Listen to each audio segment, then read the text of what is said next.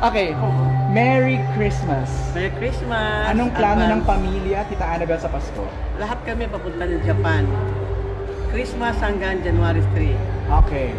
Pahinga from all the work. Yes. Sama-sama buong pamilya ko. Tama.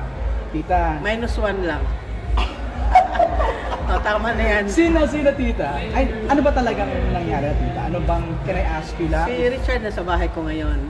1 month na. Pero unti-unti siyang lumilipat ng gamit sa Alabang.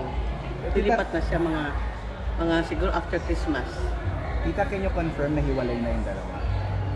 Hindi pa ko pwede magsalita eh. Basta sabihin ko sa iyo, si Richard na sa akin ngayon. Okay. Ang Yun mga lang bata, masasabi tita? ko. Ngayon, mga bata na kay Richard. Okay.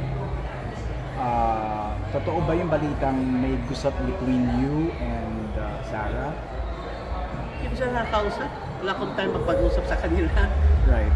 Pero tita, how's Richard handling this? I'm sure mahirap to para sa kanya. Mahirap sa kanya kasi una-una, trabaho siya ng trabaho. Wala siyang ginawa kung magtrabaho. Pagdating niya sa Manila, hindi niya alam bakit nagkaroon ng gulo. Yun lang yun.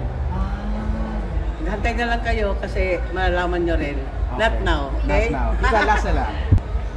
Nakikita mo naman, di ba? Nakikita mo naman, di kailangan magsalita pa, nakikita mo na yan. Di ba? Richard, trabaho na trabaho, isa nag-uoldas ng pera. Yun lang masasabi ko dyan.